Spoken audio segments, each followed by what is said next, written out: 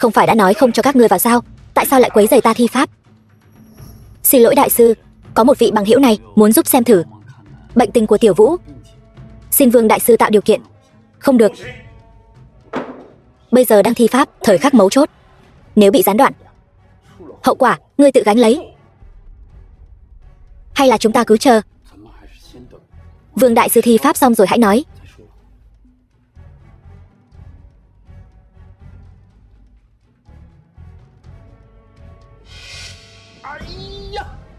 Cứ tiếp tục dây dưa thế này, cô ấy thật sự sẽ mất mạng. Ngươi là cái thứ gì? Dám cản ta? Ta chính là Vân Thanh Sơn, quan chủ Phù Giao Quan, là đệ nhất hộ pháp dưới trướng Cửu Thiên Thần Vũ Đại Đế. Hộ pháp? Ta thấy ngươi chỉ là một bãi phân chó. Cút ngay. Cha, người làm hay con làm? Nam nữ thụ thụ bất thân, giao cho con.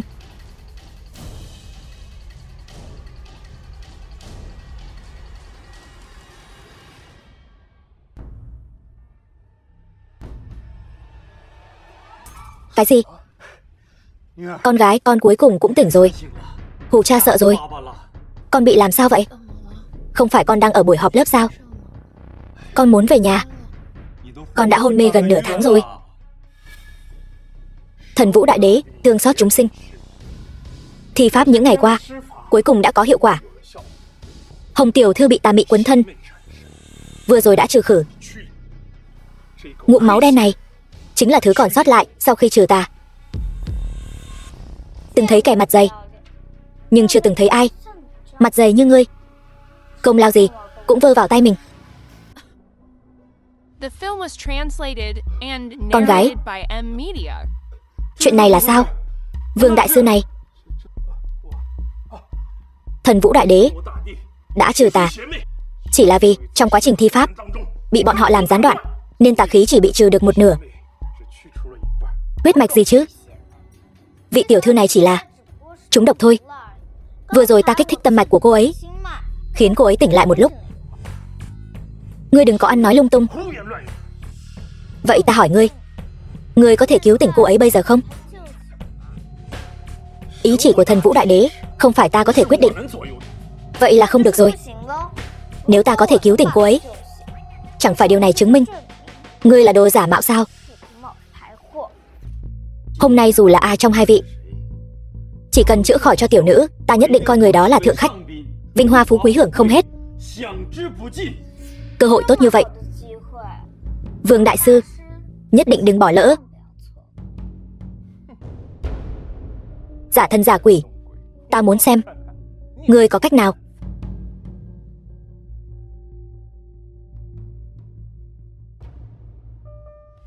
Đi.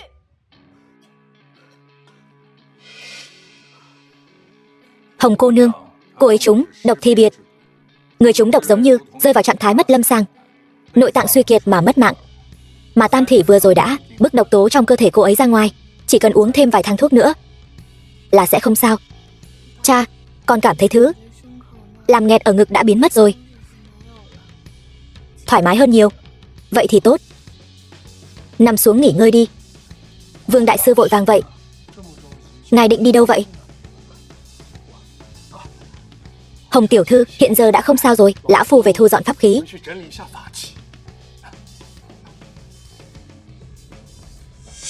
Kẻ lừa đảo giả thân giả quỷ, hôm nay nếu không phải vị tiểu thần y này ra tay thì con gái ta đã bị người hại rồi. Ngươi làm gì ta vậy? Cho ngươi thấy một chút uy lực của phúc trảo. Tha cho tôi.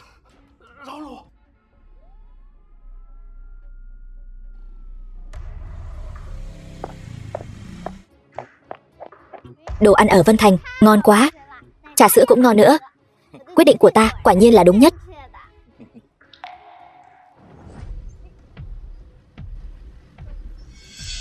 Cố Khuynh Thành, tổng tài tập đoàn Cẩm Tú. Các ngươi muốn làm gì? Cha, chị gái kia xinh đẹp quá, cho chị ấy làm mẫu thân của con được không? Đừng nói bậy. Ở Vân Thành, người mà Long gia nhìn trúng, không ai có thể chạy thoát. Tôi là tổng tài của tập đoàn Cẩm Tú, mong Long gia nương tay. Tổng tài, vậy Long gia nhất định càng thích hơn. Anh em, bắt cô ta về cho ta.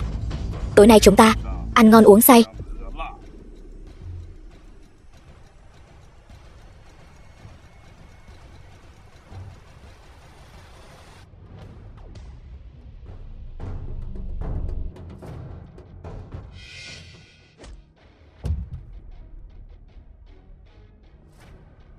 Ức hiếp phụ nữ thì có bản lĩnh gì?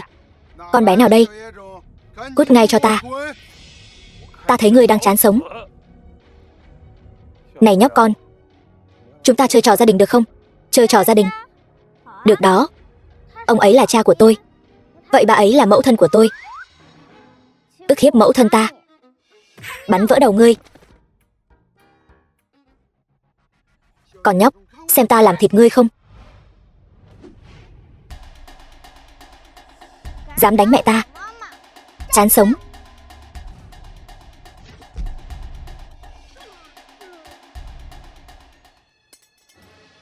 Xin lỗi.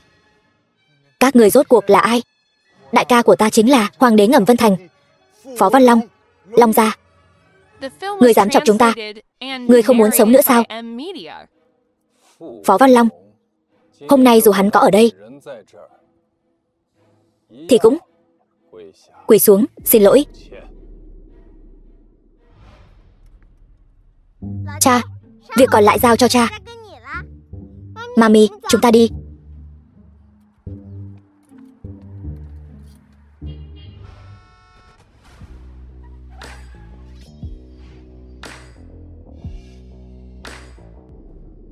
Ở Vân Thành còn có người dám động đến người của Phó Văn Long ta. Phó Văn Long, Hoàng đế Ngầm Vân Thành. Long gia, người này làm bị thương huynh đệ chúng ta, còn đối với ngài đại bất kính. Kẻ dám bất kính với ta, ta lại muốn xem thử người này là ai.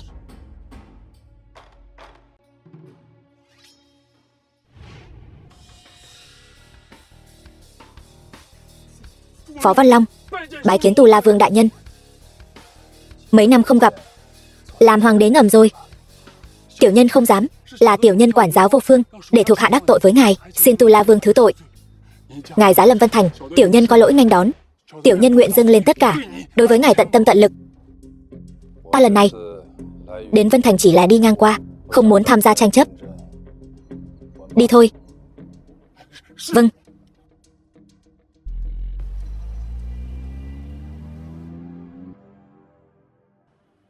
Tam Thủy đã nói với tôi, anh đến giờ vẫn còn độc thân. Phải. Thế nào?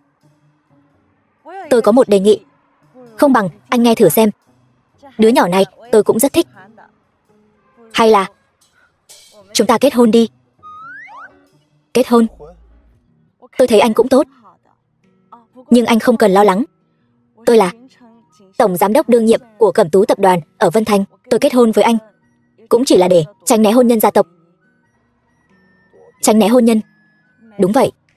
Kết hôn với anh chỉ là một phương án tạm thời. Nhưng anh yên tâm, chỉ cần anh đồng ý với tôi đảm bảo cho anh và con gái cuộc sống đầy đủ. Ở Vân Thành có cuộc sống tốt nhất. Kết hôn với cô ấy có lẽ là cách tốt để che giấu hành tung của hai cha con chúng ta. Được. Tôi đồng ý với cô. Nhanh vậy sao? Cục Dân chính Vân Thành. Tốt quá, cha có vợ rồi, con cũng cuối cùng có mami rồi. Tuy chúng ta là vợ chồng trên danh nghĩa, nhưng vẫn là câu nói đó, chúng ta chỉ là vợ chồng trên danh nghĩa. Coi như là thủ lao, tôi cũng sẽ đảm bảo nhu cầu vật chất của hai người. Đợi tôi lấy được dự án Vân Hải xong, chúng ta sẽ ly hôn. Tôi có thể bảo đảm cho hai người cuộc sống đầy đủ.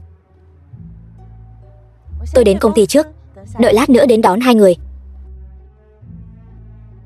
Cha, chúng ta đi thu dọn hành lý, sắp được sống cùng mami rồi. Đi thôi.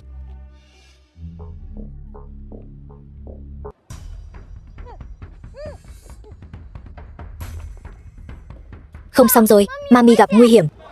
Anh em tốt, 5 chén rượu, 6 con sáo, 8 con ngựa.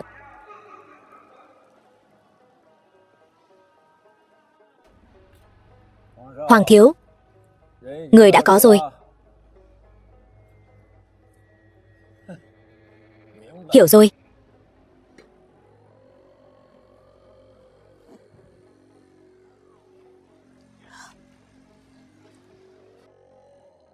Cố tổng, cô làm tôi tìm mệt quá. Anh buông tôi ra. Cô ấy bảo chúng ta thả cô ấy ra. Các người rốt cuộc muốn làm gì? Hoàng Thiếu Thiên rốt cuộc muốn làm gì? Chỉ là báo cho ngươi một tiếng. Chỉ cần ngươi đáp ứng, chủ động từ chức chức vụ tổng tài Cẩm Tú tập đoàn, rồi sau đó đem tất cả cổ quyền có tên mình chuyển nhượng cho hoàng gia.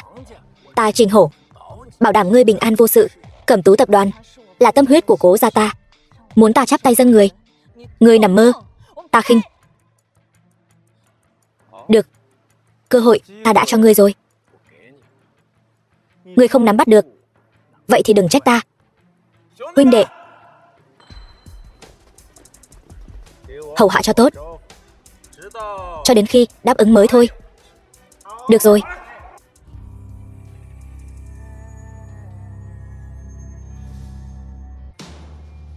Dừng tay. Một đám cặn bã, buông mẹ ta ra. Dám bắt mẹ ta, hậu quả rất nghiêm trọng. Tam Thủy, sao con lại đến đây? Con mau đi đi, bọn chúng đông người lắm. Là ai đem đứa nhỏ này thả vào đây? Bắt nó lại cho ta.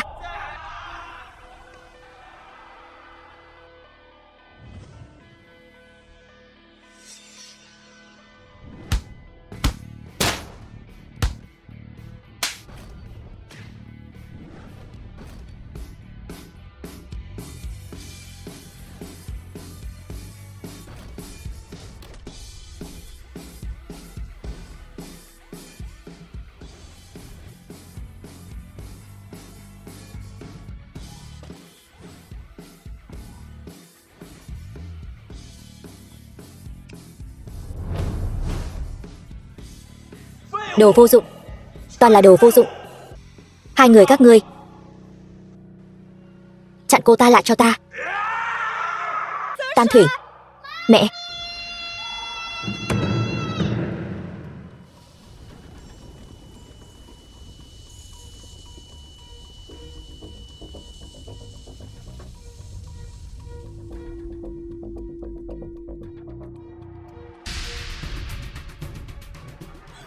Tam Thủy, mau tránh ra.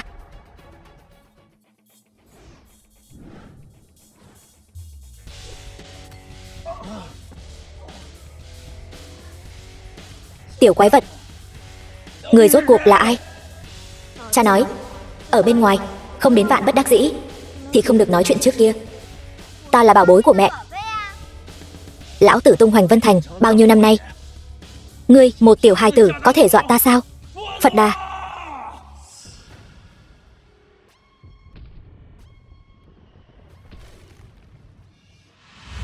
Phật Đà.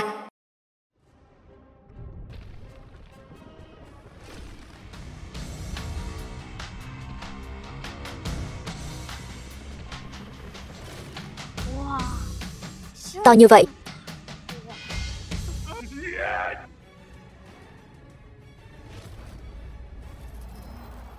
Phật Đà, sẽ nó ra cho ta.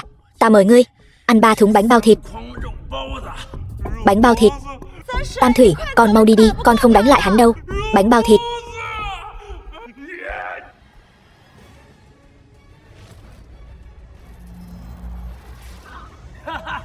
Dám so sức với Phật Đà, người tiêu chắc rồi.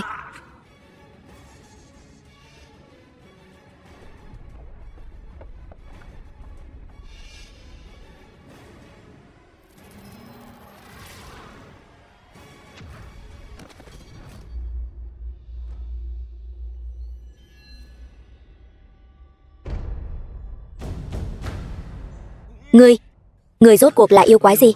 Ngay cả Phật Đà cũng không phải là đối thủ của ngươi. Chỉ vậy thôi, còn chưa đủ cho ta khởi động bình thường. Ngươi đứng dậy. Tất cả đều đứng dậy. Đứng dậy. Nếu ngay cả một đứa nhỏ mà cũng không xử lý được thì tất cả các ngươi đừng có lăn lộn nữa. Lên đi. Tam Thủy, tất cả cả xông lên cho ta.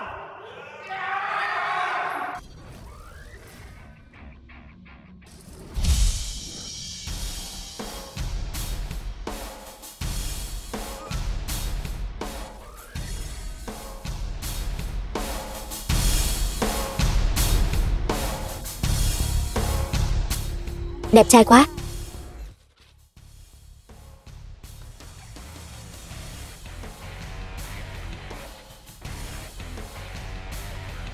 Người đâu? Ai đó tới đây mau. Đừng kêu nữa. Ngoài ta ra, bên ngoài đã không còn ai đứng được nữa rồi. Hôm nay ta gặp toàn là hạng người gì thế này? Các người rốt cuộc là ai? Chồng cô ấy là mẹ ta. Huynh đệ, coi như ta mắt kém. Ta chịu thua. Các ngươi đưa người đi đi.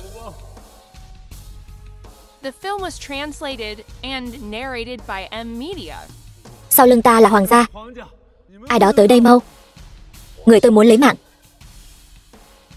Đừng hòng ai chạy thoát. Tội của tôi đáng đời. Đại hiệp, Cố tổng. Tên họ Hoàng kia bắt cóc Cố tổng, chính là để cho tập đoàn Cẩm Tú nhường chỗ cho nhà họ Hoàng. Tóm lại là tôi thật sự bị ép buộc mà. Hắn, em muốn xử trí thế nào? Không có hắn, sẽ còn có người khác. Anh đã đánh hắn nhiều như vậy rồi, chuyện này coi như bỏ qua đi. Mẹ ơi, mẹ cũng quá lương thiện rồi. Sau này đừng để ta thấy ngươi làm chuyện xấu nữa. Nếu không ngươi sẽ không thấy mặt trời ngày mai nữa. Cút đi. Cảm ơn đại hiệp, cũng cảm ơn Cố tổng. Coi như tôi nợ hai người một mạng. Tên Hoàng Thiếu Thiên đó từ 3 năm trước đã bắt đầu bày mưu tính kế rồi. Tập đoàn Cẩm Tú đổi chủ là chuyện sớm muộn. Ta khuyên các ngươi nên tự lo liệu lấy. Tự lo liệu lấy. Mau đứng dậy. Đi nhanh đi.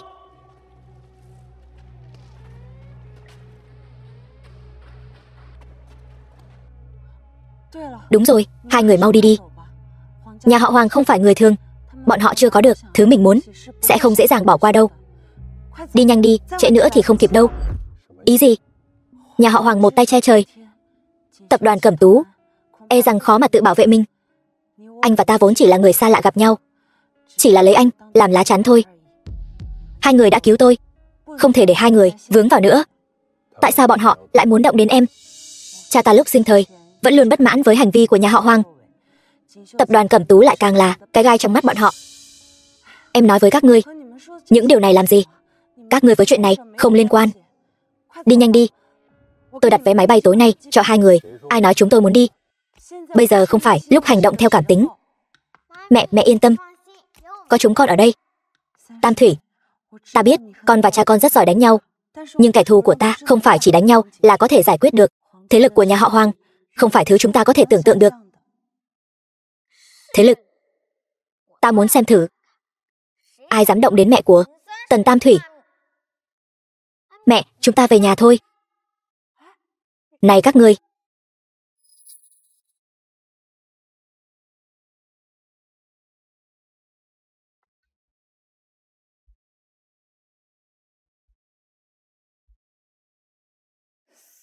Tam Thủy đang làm gì vậy?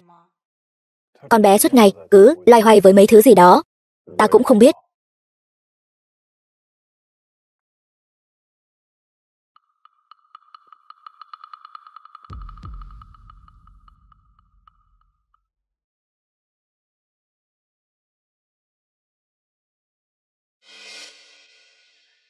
Tìm thấy rồi.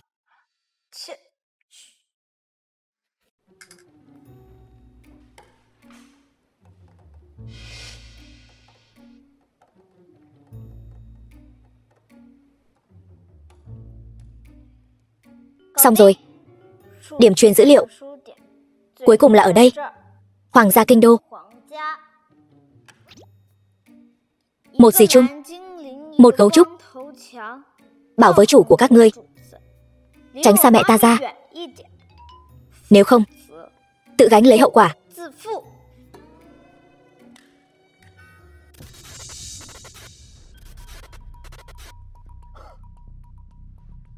Không ngờ vẫn còn người có thể phát hiện ra thân phận nghe lén của ta. Cũng khá lắm. Hoàng thiếu, Vân Thành có tin tức rồi. Nói Trình Hổ thất thủ rồi. Đồ vô dụng.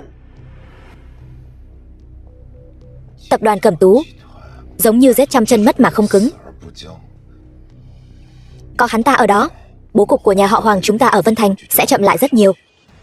Hoàng thiếu, vậy chúng ta phải làm sao?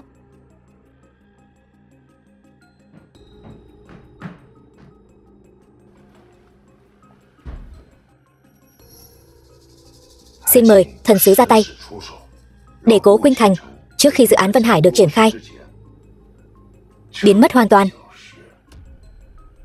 Yên tâm, Vô Gian Tu La ra tay, không ai sống sót được đâu.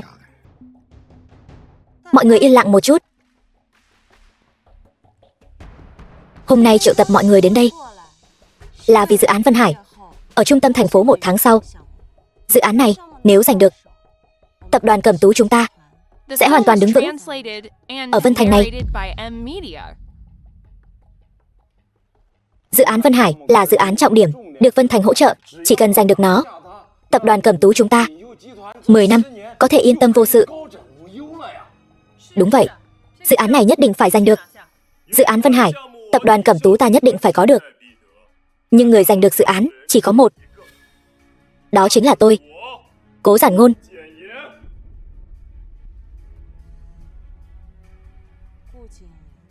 Ở đây là đại hội cổ đông, cậu không có quyền tham gia. Xin lỗi chị họ, tôi đã mua lại một số cổ phần trong tay các cổ đông ở đây. Bây giờ tôi có một chỗ đứng rồi chứ.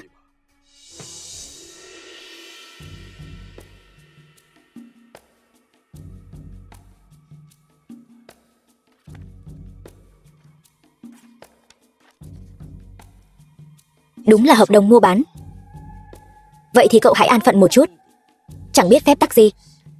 Phép tắc? Cái thứ đó có tác dụng gì? Có đáng tiền không? Không sợ nói cho mọi người biết. Tôi đã chào hỏi với Vân Thần Tổng đốc rồi.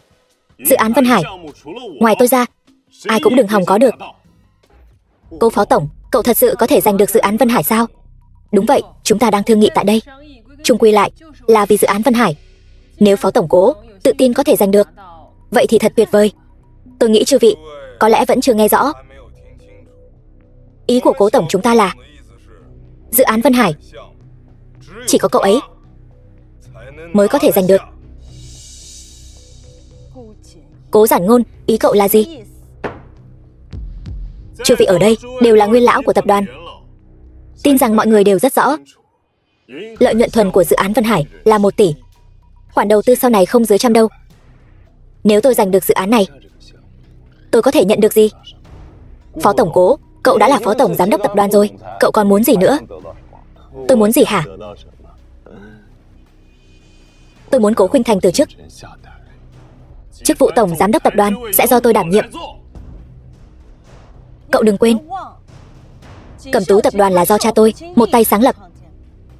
Cớ gì lại để cậu? Cậu không xứng. Chư vị, tôi ở đây còn có một món khai vị nhỏ. Bên trong này là Cố Khuynh Thành những năm qua đã tự ý biển thủ công quỹ của Cẩm Tú tập đoàn. Đây là sổ sách, mọi người có thể xem trước. Tham ô công quỹ, chiếm đoạt tài sản là đại kỵ.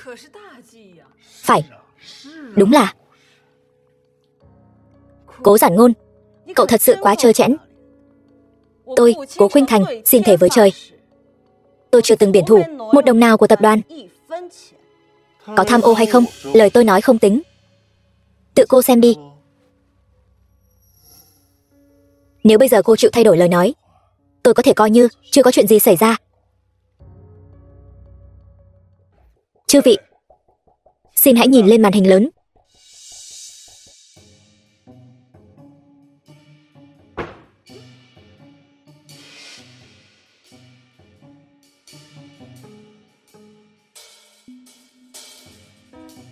Sao có thể như vậy được? Sao lại biến thành phim hoạt hình rồi? Heo bếp 3. Sao cậu biết tôi thích nó chứ?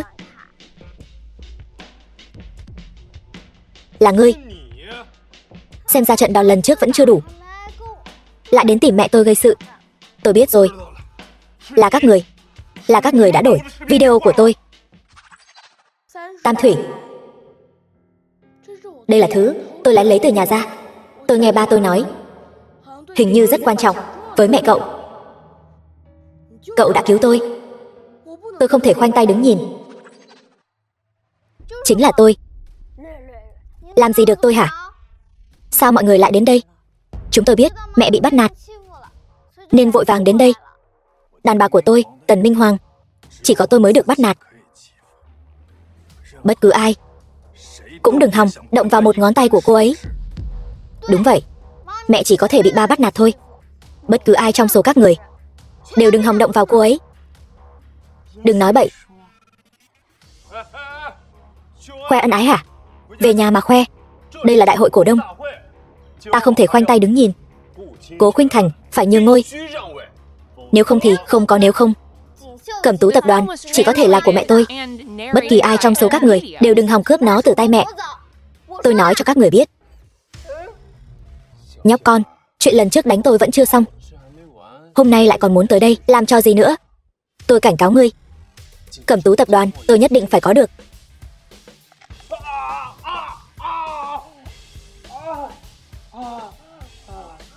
Các người ăn hại gì thế? Mau phế nó đi.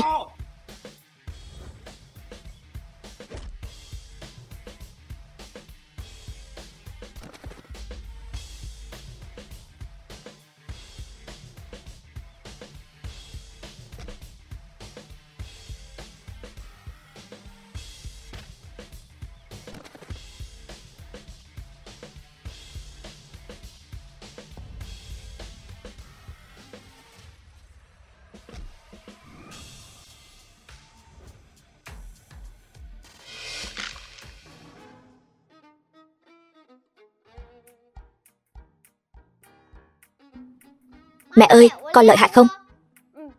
Sau này có con ở đây, không ai có thể bắt nạt mẹ được. Được rồi, ngươi đừng tới đây. Cậu còn không ra, nửa đời sau của cậu e rằng sẽ phải ngồi xe lăn đấy.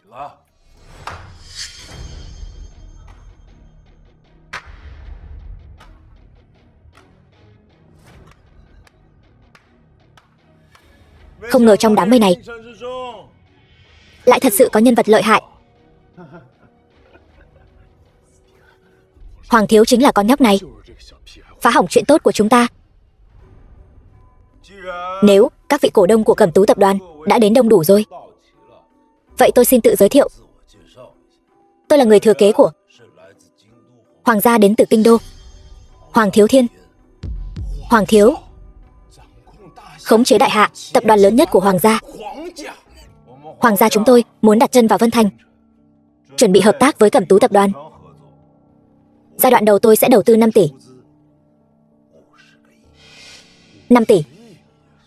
Nếu Cẩm Tú tập đoàn có thể nhận được khoản đầu tư 5 tỷ này thì đúng là tiền đồ vô lượng.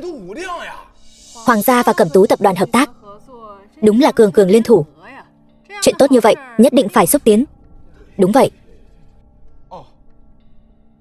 Nhưng tôi có một yêu cầu.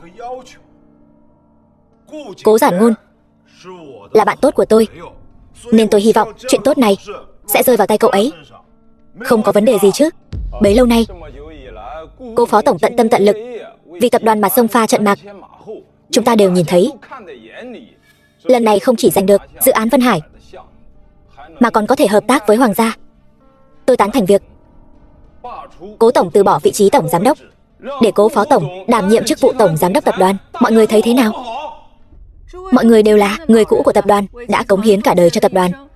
Hôm nay là thời khắc quan trọng của tập đoàn chúng ta. Tôi tán thành để Cố Giản Ngôn đảm nhiệm chức vụ tổng giám đốc tập đoàn. Tôi cũng đồng ý.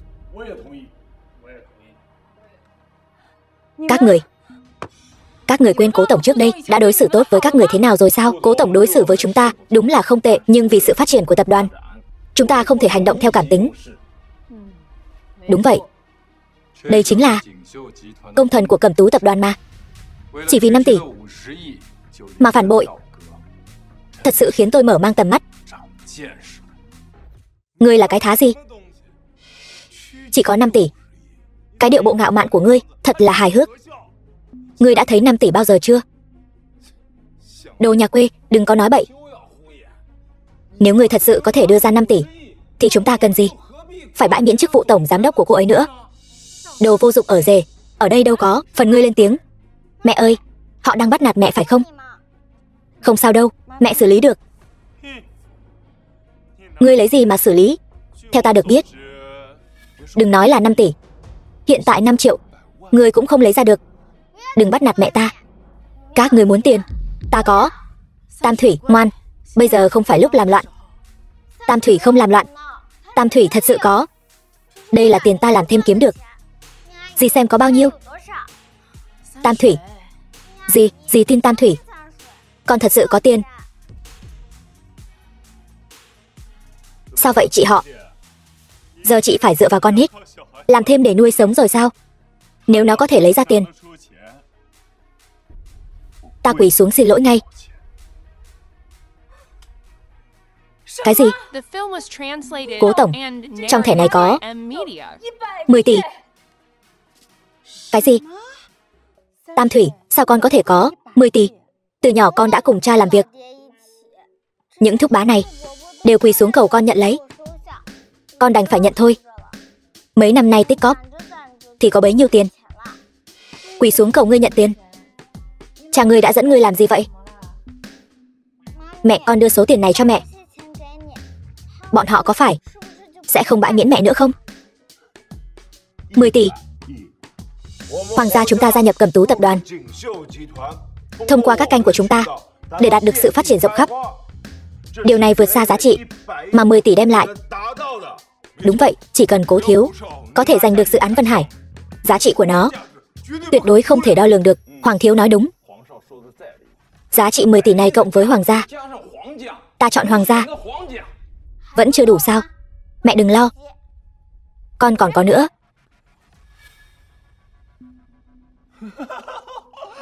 Được lắm, cứ lấy đại một cái thẻ là 10 tỷ phải không? Vậy mấy chục cái thẻ của ta này, ta có phải là tỷ phú nghìn tỷ không? Ngươi coi ta không có tiền sao? Cái gì? Lại là 10 tỷ nữa.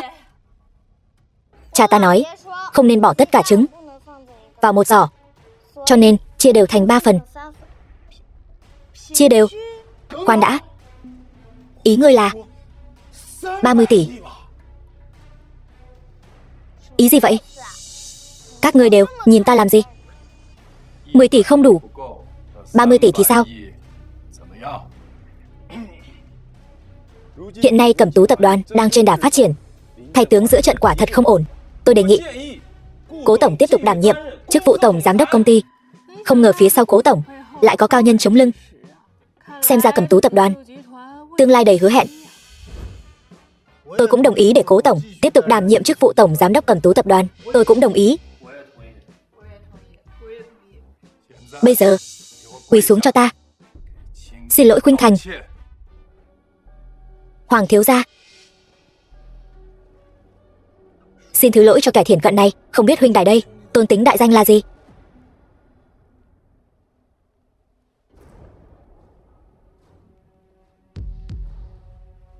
Chồng cô ấy. Cô ấy là mẹ của tôi. Xem ra là không muốn nói rồi. Vậy thì đừng trách tôi, là do các người tự chuốc lấy. Muốn đánh nhau sao?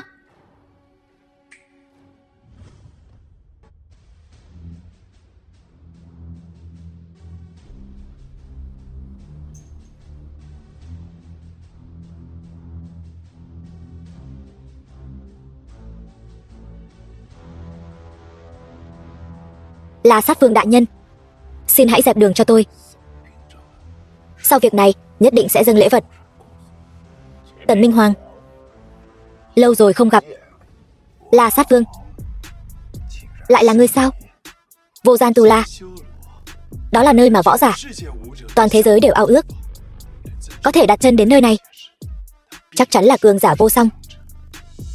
cứ việc bắt ta quỳ xuống. Ta xem ngươi lần này còn vanh váo được nữa không. La Sát Vương ra tay, chắc chắn sẽ khiến ngươi gân cốt rã rời. Ta sẽ khiến ngươi cả đời này sống trong đau khổ. Dựa vào hắn còn kém xa. Vâng Mạnh ty trưởng đại nhân, bắt giữ hai cha con ngươi trở về phục Mạnh. Sống phải thấy người, mất phải thấy xác. Tam Thủy, chuyện này con dành, ta sẽ không nhúng tay vào.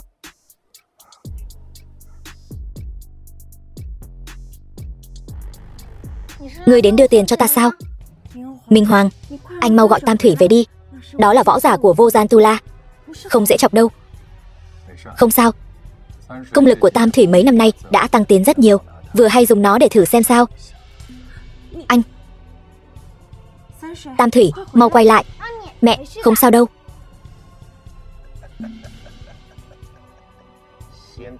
Đánh ngươi trước, rồi mới đánh lão già nhà ngươi.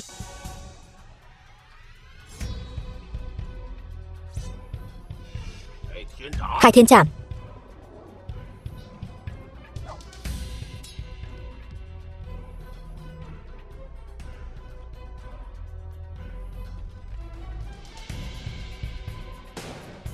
The film was translated and narrated by M Media.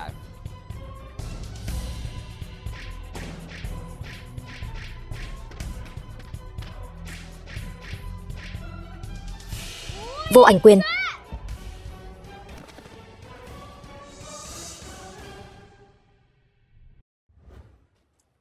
Sao có thể? Sao người có thể mạnh như vậy? Quy củ cũ.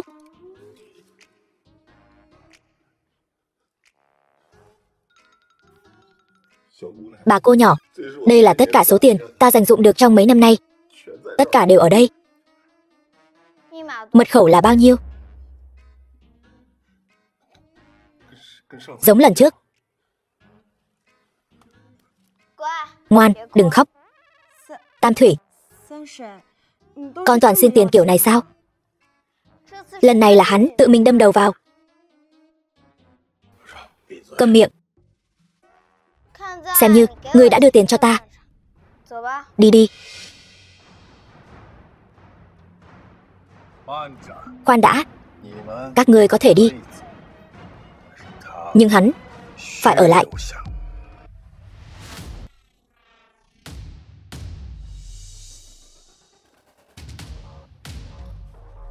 Hoàng thiếu gia, ngươi không thể bỏ ta lại một mình ở đây.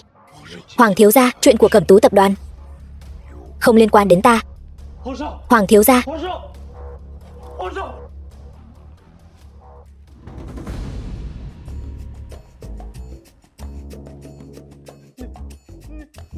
Ngươi lại muốn làm gì?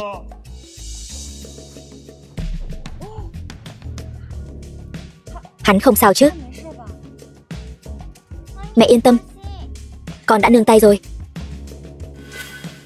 Xin lỗi, Trương bá, ngài đã chứng kiến con lớn lên từ nhỏ. Giúp tôi với. Đừng có ngậm máu phun người, đây đều là chuyện riêng của nhà họ Cố các người. Tuy tôi là bậc trưởng bối, nhưng cũng không tiện nhúng tay vào. Lý tổng.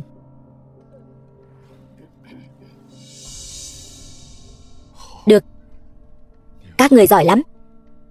Lúc trước nói muốn hầu hạ tôi làm tổng tài là các người, bây giờ quay ra cắn ngược lại tôi cũng là các người. Ngươi đừng có cắn bừa bãi nhé. Chúng tôi đều là cổ đông của tập đoàn.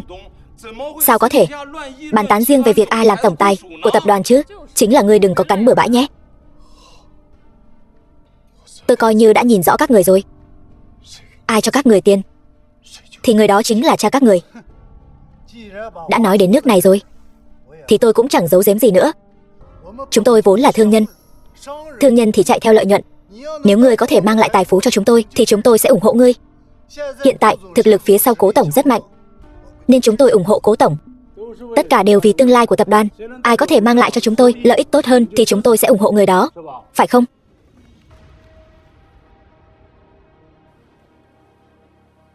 Chị họ, em biết lỗi rồi. Chị tha cho em lần này đi, chỉ một lần này thôi. Cố Giản Ngôn, nếu hôm nay người bị bãi miễn là tôi thì hậu quả sẽ như thế nào? Thôi, không cần nói nữa. Tôi biết rồi. Từ nay về sau, Cẩm Tú tập đoàn sẽ không còn bất kỳ vị trí nào cho cậu nữa. Cậu cút đi. Được. Lần này tôi nhận.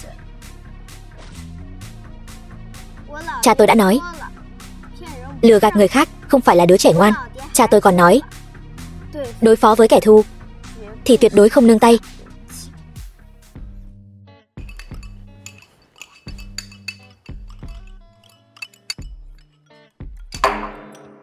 Mẹ ơi, cơm mẹ nấu ngon quá. Ngon hơn ba nhiều. Ông ấy chỉ biết mua đồ ăn sẵn cho con.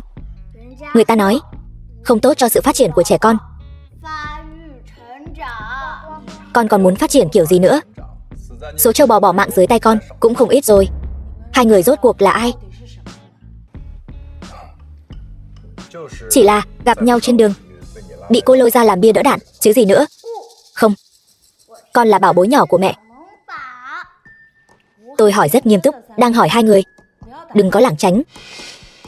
La Sát Vương chính là Vô Gian Tu La, kẻ tàn nhẫn đứng top 10. Tại sao con lại dễ dàng đánh bại hắn như vậy? Vô Gian Tu La chính là thánh địa, xa vời vợi của thế gian.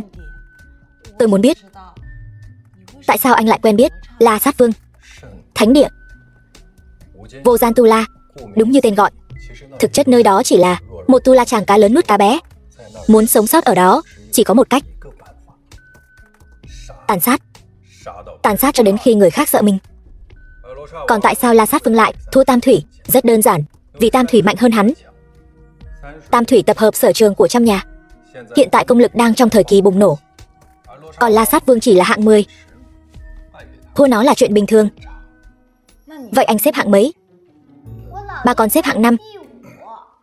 Nhưng con biết ông ấy vẫn chưa dùng hết sức. Không ngờ người tôi tùy tiện tóm được trên đường lại là cao thủ của Vô Gian Tu La. Xem ra cao thủ của Vô Gian Tu La là chồng tôi rồi. Mẹ ngốc rồi. Cố tổng, xin lỗi, tôi không thấy gì cả.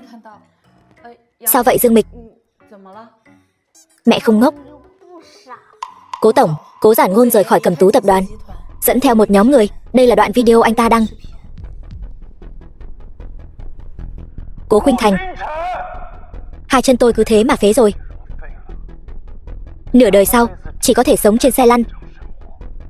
Đây là điều cô muốn, đúng không? Đừng tưởng như vậy Cẩm Tú tập đoàn sẽ thuộc về cô. Cô đừng quên, dự án Vân Hải vẫn chưa bắt đầu. Chỉ cần tôi giành được dự án này, tất cả những gì cô đã làm trước đây, mọi nỗ lực sẽ đổ sông đổ bể. Và tôi sẽ thông qua dự án này đưa tập đoàn Cẩm Tú biến khỏi Vân Thành. Người hãy nhớ kỹ, Cố ra đi đến bước đường này đều là vì ngươi. Vì ngươi. Nghe nói Cố Giản Ngôn thành lập công ty mới, mang theo nhóm người đó. Tất cả đã qua rồi. Bọn họ hiểu rõ công ty chúng ta, thủ đoạn đấu thầu. Trong thời gian ngắn như vậy, sắp xếp lại một bộ phương án, e rằng có chút không kịp. Mẹ yên tâm, cha con ở đây, còn có vài người quen. Dự án Vân Hải giao cho cha và con đi. Các người thật sự thuyết phục được Hồng tổng đốc rồi sao? Dự án Vân Hải thật sự có thể cho Cẩm Tú tập đoàn chúng ta. Đến lúc đó ngươi sẽ biết.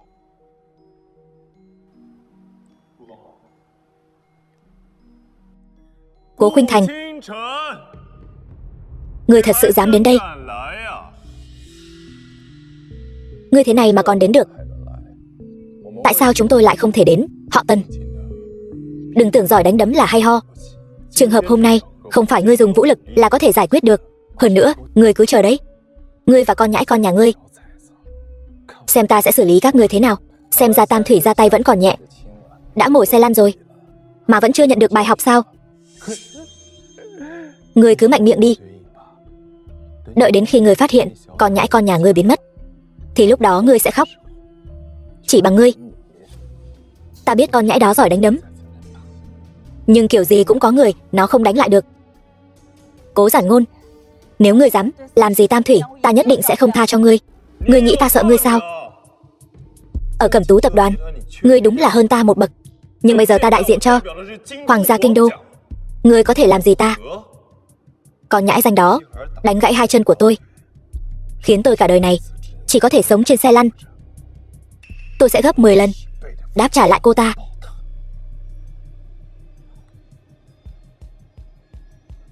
Điện thoại của Tam Thủy tắt máy rồi.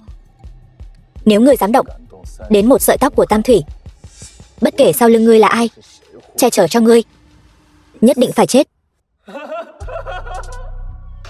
Muốn xử ta? Sống sót rồi hãy nói. Tránh ra.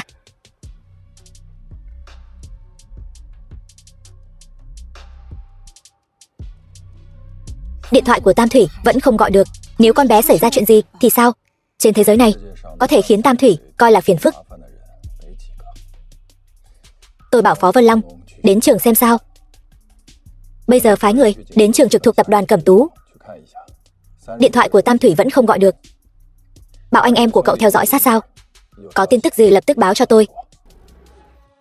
Hôm nay là ngày trọng đại của Vân Thành chúng ta. Dự án Vân Hải được lên kế hoạch 3 năm. Hôm nay cuối cùng cũng được thực hiện. Quý vị đều là đại diện của các doanh nghiệp nổi tiếng Vân Thành. Hãy để chúng ta cùng nhau chứng kiến khoảnh khắc huy hoàng này.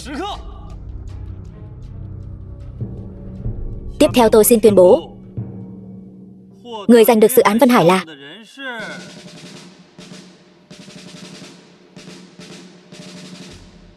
Cố Giản Ngôn.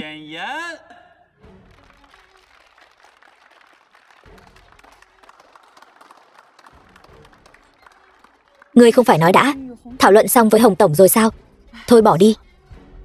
Mối quan hệ lợi ích thương mại không phải thứ ngươi có thể hiểu được kết cục của chuyện này.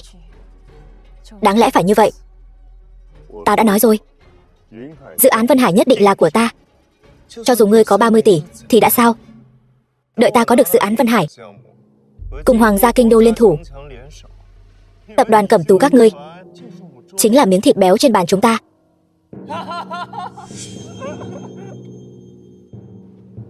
Vở kịch hay mới chỉ bắt đầu. Cảm ơn Tổng đốc đại nhân đề bạt. Tôi nhất định sẽ dốc hết sức làm tốt dự án Vân Hải.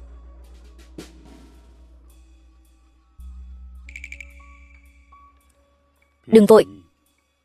Đây là kế hoạch, hợp đồng. Tôi sẽ cho người gửi đến cho cậu.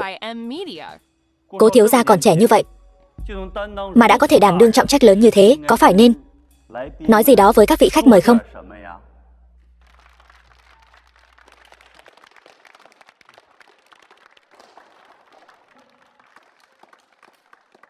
Nhờ Hồng Tổng yêu ái giao cho tôi một dự án quan trọng như vậy, tôi nhất định sẽ dốc hết sức lực giúp đỡ Vân Thành, làm lợi cho bá tánh Vân Thành. Quả không hổ danh là truyền nhân Cố gia, khí phách như vậy thật đáng khâm phục. Mọi người thấy thế nào? Cố Tổng tuổi còn trẻ đã đảm đương trọng trách này, tương lai thật sự bất khả hạn lượng.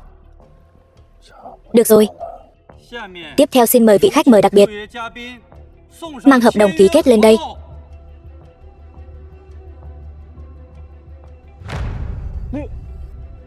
Sao lại là ngươi?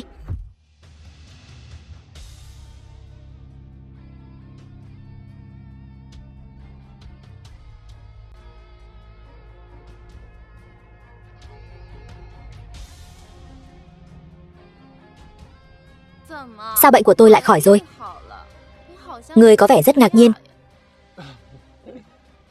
Phục Linh xem ngươi nói kìa. Sau khi ngươi bị bệnh, ta đã tìm kiếm khắp nơi, đặc biệt mời đến Vương Đại Sư giúp ngươi trị liệu. Nếu không có Vương Đại Sư, ngươi cũng sẽ không tỉnh lại nhanh như vậy. Ngươi không nói ta lại quên mất. Ta còn phải đích thân cảm tạ Vương Đại Sư đây. Mau đưa hắn lên đây.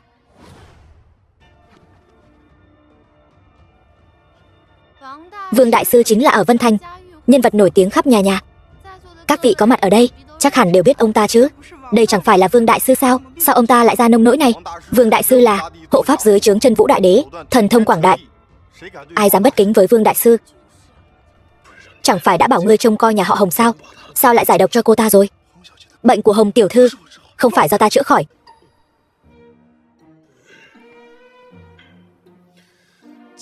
Chuyện thuốc giải, ta chỉ nói với một mình ngươi, không phải ngươi giải độc cho cô ta, thì sao cô ta khỏi được?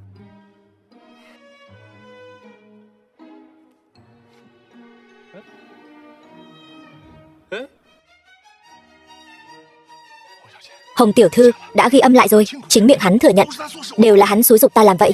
Ngươi, chuyện gì đang xảy ra vậy? Chẳng phải đã bảo ngươi trông coi nhà họ Hồng cho ta sao? Sao lại chữa khỏi cho cô ta rồi? Cố thiếu gia, ngươi hiểu lầm rồi. Hồng tiểu thư không phải do ta chữa khỏi. Nhảm nhí, lão tử chỉ nói chuyện thuốc giải với ngươi thôi. Cố Giản Ngôn, ngươi thật là giỏi tính toán. Vì muốn có được dự án Vân Hải, không tiếc hạ độc hại ta, lại còn tìm một tên thầy bói này lấy danh nghĩa chữa bệnh, khống chế nhà họ Hồng chúng ta để đạt được mục đích của ngươi. Hồng tiểu thư hôn mê nửa tháng, hóa ra là do Cố Giản Ngôn làm. Cố Giản Ngôn, tên tiểu nhân hèn hạ vô sỉ, bất chấp thủ đoạn để đạt được mục đích. Phục Linh là bạn học của chúng ta mà, vậy mà lại làm ra loại chuyện trời đất không dung này. Hèn chi Cố Giản Ngôn trẻ như vậy mà lại được Hồng tổng đốc tin tưởng, thì ra là dùng loại thủ đoạn hèn hạ này. Tổng đốc đại nhân, loại người hèn hạ này mà giao dự án Vân Hải cho hắn là không được, mọi người nói có đúng không?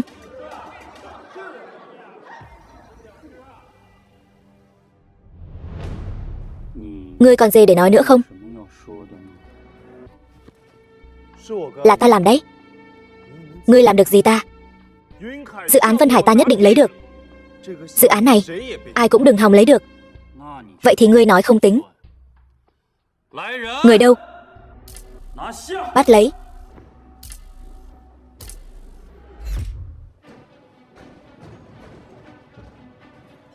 Hồng Tú Thành, đừng trách ta không nhắc nhở ngươi. Ta hiện giờ đại diện cho hoàng gia ở kinh đô đấy. Ngươi dám động vào ta? Hoàng gia? Cái gì? Hoàng gia kinh đô? Đó chính là đệ nhất thế gia. Hèn chi Cố Giản Ngôn dám làm càn như vậy. Có hoàng gia chống lưng, cho dù là Hồng tổng đốc cũng phải e dè 3 phần. Cố Giản Ngôn có hoàng gia chống lưng, Hồng tổng đốc e rằng cũng không làm gì được hắn. Nếu ngươi dám động vào ta, chính là đối đầu với cả hoàng gia. Với thực lực của hoàng gia, đừng nói chi ngươi chỉ là một tổng đốc Vân Thành, cho dù ngươi là tổng đốc một tỉnh cũng phải cân nhắc kỹ càng. Cố thiếu, tất cả đều là do bọn họ ép tôi làm như vậy. Còn thằng nhãi đó nữa, chính là hắn giở trò quỷ quyệt mới khiến kế hoạch của chúng ta bại lộ.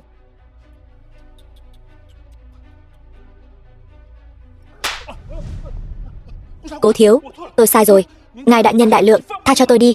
Một cầm tú tập đoàn nhỏ nhoi, bất quá cũng chỉ là tảng đá kê chân của hoàng gia mà thôi. Ngươi sẽ không thật sự cho rằng ngươi chiếm được cầm tú tập đoàn là có thể khiến ta bại trận thảm hại chứ? Nói tới nói lui, ngươi vẫn lựa chọn là một con chó. Tần Minh Hoàng, thân phận của ngươi trước kia thì còn có thể, nhưng bây giờ ngươi nghĩ ngươi còn có vốn liếng để so tài với ta sao?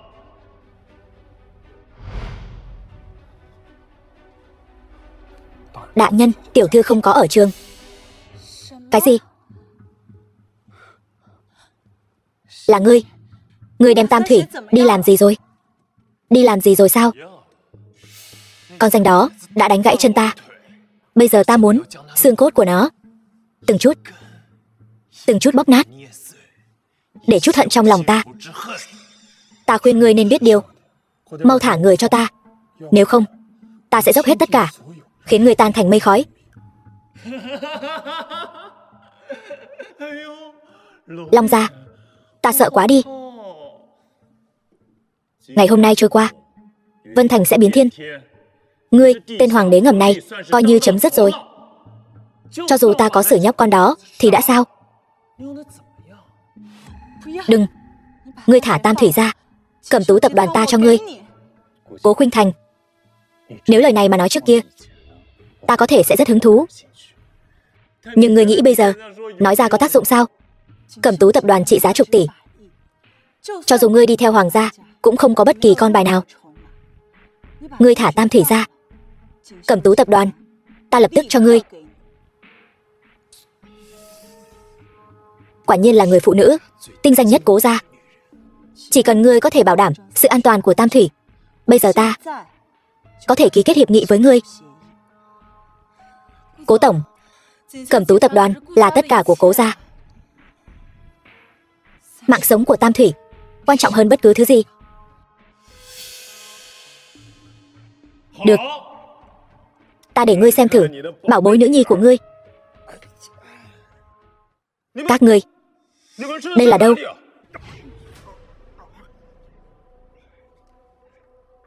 Ta ở đây.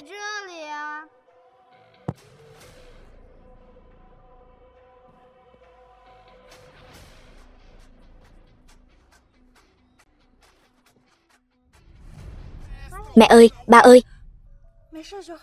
Không sao là tốt rồi. Ba đã xác định được kẻ bắt cóc con là lệ quỷ. Hắc Long dẫn theo cả thập điện Diêm La đều chạy đến đây. Thảo nào hoàng gia dám khiêu khích ta. Thì ra là dựa vào đám phế vật này. Lần trước đã tha cho Hắc Long một mạng vẫn không biết ơn. Vậy lần này đừng nương tay nữa. Thật sao ba? Tuyệt quá.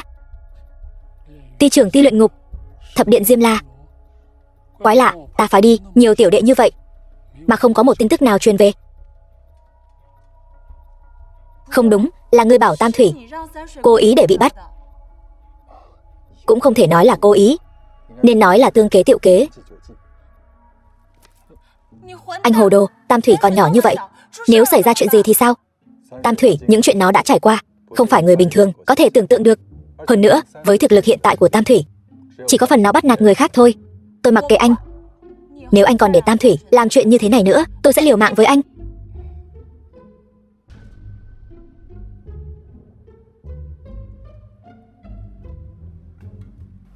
Cố Giản Ngôn, kế hoạch của ngươi hình như lại thất bại rồi. Ngươi muốn làm gì? Ta cho ngươi trói Tam Thủy, bắt cóc Tam Thủy này. Mẹ bạo lực quá. Ta thích. Cố Khuynh Thành, ngươi đừng ép ta. Ta đã là một phế nhân rồi. Ngươi đẩy ta như vậy là đang sỉ nhục ta sao? Sỉ nhục ngươi là đang dạy dỗ ngươi. Ta thay cha ngươi, thay mẹ ngươi mà dạy dỗ ngươi cho tốt, để ngươi biết cái gì nên làm, cái gì không nên làm. Ngươi theo ta 5 năm, ngươi đã đi nhầm đường. Ta có trách nhiệm đưa ngươi quay về. Không cần Cố đại tiểu thư nhọc lòng. Ta chỉ là một chi thứ của Cố gia, nói cho cùng cũng chỉ là người ngoài. Ngươi nói bậy.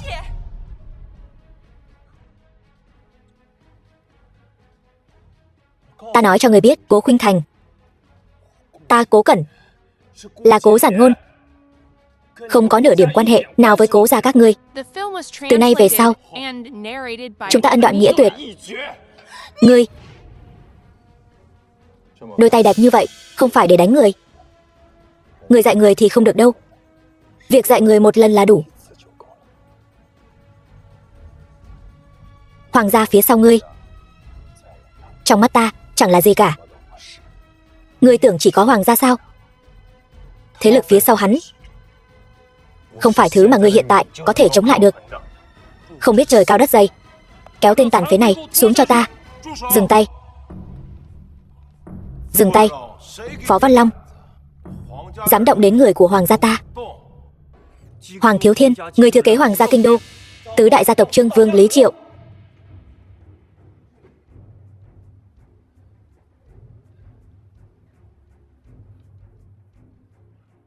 Không ngờ Cố Giản Ngôn, tên cặn bã này, thật sự đã câu được hoàng gia. Hoàng gia thật sự phái người đến rồi. Chuyện này khó giải quyết rồi. Hoàng gia đứng đầu, cộng thêm tứ đại gia tộc kinh đô, Phất Cơ, Vân Thành này e rằng sắp đảo trời rồi. Sức mạnh của nhiều người như vậy cộng lại, vị trí Long tổng đốc này nguy ngập rồi. Ta cũng cảm thấy vậy. Đánh chó cũng phải ngó mặt chủ. Chó của hoàng gia ta, ai dám động? Hoàng thiếu, những người này có mưu đồ bất chính, nói gì cũng không chịu giao dự án Vân Hải cho ta. Bọn chúng còn muốn hạ độc thủ với tôi. Vậy xem ra chuyện hôm nay không thể kết thúc êm đẹp rồi. Hồng tổng đốc, Cố Giản Ngôn thật hèn hạ vô sỉ, hạ độc phá hoại tôi. Dự án Vân Hải, tôi thế nào cũng không thể giao cho kẻ như vậy được. Dự án Vân Hải tôi nhất định phải có được. Ai cũng không thể lấy đi, tôi nói rồi. Trương gia kinh đô mang theo chục tỷ vốn đến đầu tư Vân Thành.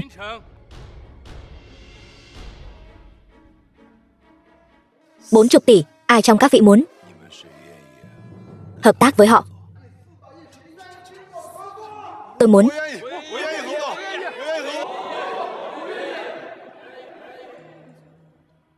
Chỉ cần tôi có được dự án này, 40 tỷ này sẽ được đầu tư vào Vân Thành trong thương mại. Và đây chỉ là vốn đầu tư ban đầu.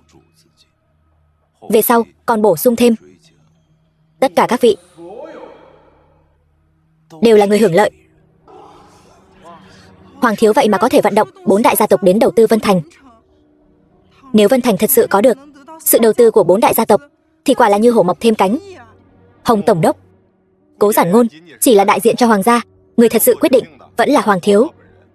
Dự án của ngài cuối cùng cũng rơi vào tay Hoàng thiếu, không liên quan gì đến Cố Giản Ngôn. Hắn nhân phẩm thấp kém, không đại diện cho hoàng gia. Đúng vậy, 40 tỷ vốn này vào Vân Thành, kinh tế Vân Thành chúng ta sẽ phát triển vượt bậc, chính khí của ngài cũng không thể chạy thoát. Phải đó. Tôi đánh không lại ngươi, nhưng luận về nhân tính và sự khống chế dục vọng, ngươi chỉ là cái rắm trước mặt ta. Hồng tổng đốc, suy nghĩ thế nào rồi? Có 40 tỷ vốn rót vào, cộng thêm dự án Vân Hải, ngài có thể tiến thêm một bậc. Cha, dự án Vân Hải tuyệt đối không thể giao cho kẻ tiểu nhân hèn hạ này. Con gái, việc này nên nghĩ đến đại cục. Đừng nóng giận nhất thời. Cha, sao cha có thể như vậy? Phục Linh, nếu ta chỉ là cha của con, ta thế nào cũng không giao dự án cho loại người này. Nhưng ta là tổng đốc Vân Thành, cũng là cha mẹ của bá tánh Vân Thành. Dù ta biết đây là mưu kế của hắn, ta cũng không thể không làm theo. Sau này, nếu có việc gì cần đến Hồng Mỗ, ta nhất định sẽ tận lực. Lần này, coi như ta nợ các ngươi. Cố Khuynh Thành, người chiến thắng cuối cùng nhất định là ta. Ngươi không có được dự án Vân Hải đâu. Nói vậy, vẫn còn quá sớm đấy. Sớm? Đứng sau Hoàng thiếu là Hoàng gia, gia tộc lớn nhất Đại Hạ, cộng thêm 4 đại gia tộc ở Kinh Đô. Đây chẳng phải là muốn ngang dọc Kinh Đô cũng được sao? Một tập đoàn nhỏ bé như Cẩm Tú, thêm cả một Phó Văn Long. Dù ngươi có là Tu La Vương thì đã sao? Ngươi có thể đối phó với chúng ta sao? Chỉ là một hoàng gia còn con và 4 đại gia tộc, còn chưa đáng để ta ra tay. Tam Thủy, người của ta sắp đến rồi. Cứ để hắn ta ngông cuồng thêm 3 phút nữa. Tần Minh Hoàng, ngươi sẽ không phải chuyện gì cũng dựa vào một đứa trẻ chứ? Lần trước ở tập đoàn Cẩm Tú, chính là con nhóc này bỏ ra 30 tỷ, khiến ta thất bại ê chề. Lần này ngươi sẽ không vẫn trông cậy vào nó chứ? Từ năm 6 tuổi, Tam Thủy đã bắt đầu quản lý công việc của ta. Nhân mạch của nó không phải là thứ mà ngươi có thể tưởng tượng được. Các ngươi nghe này, đã lớn thế này rồi, lại để con mình giúp mình quản lý công việc. Thật là không thể tưởng tượng nổi. Hoàn cảnh sống của chúng ta cũng không phải là thứ mà các ngươi có thể tưởng tượng được. Ở nơi đó, nếu không có năng lực thì hãy chấp nhận bỏ mạng. Được, ta sẽ đợi các ngươi thêm 3 phút nữa, để chúng ta xem nhân mạch của con gái ngươi kinh người đến mức nào. Cũng để cho đám ách ngồi đáy giếng này mở mang tầm mắt. Bạch Anh Vương tử mang theo 10 tỷ đến rồi.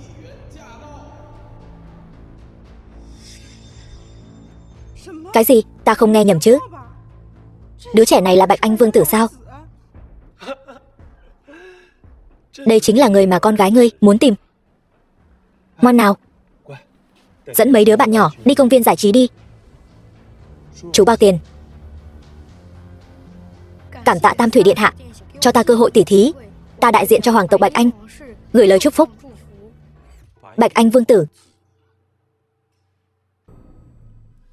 Đa tạ Tam Thủy điện hạ. Đứng dậy. Bạch Anh Vương tử, nhân vật quan trọng như vậy đến Vân Thành mà ta lại không biết gì cả.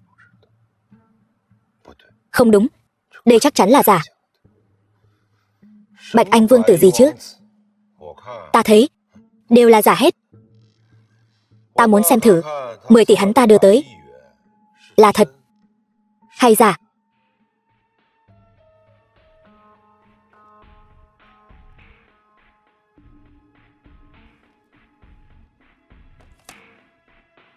Một, 10, trăm, ngàn, 10.000, trăm ngàn.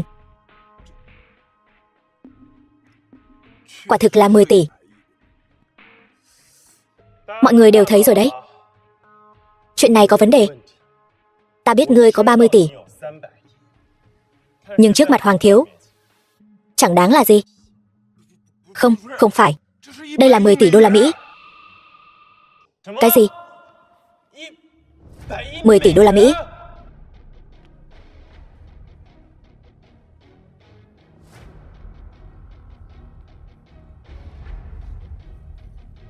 Tam thủy bệ hạ, trong hai thẻ này có 20 tỷ đô la Mỹ. Mời ngài nhận cho. Đa tạ Tam thủy điện hạ. Đứng dậy đi.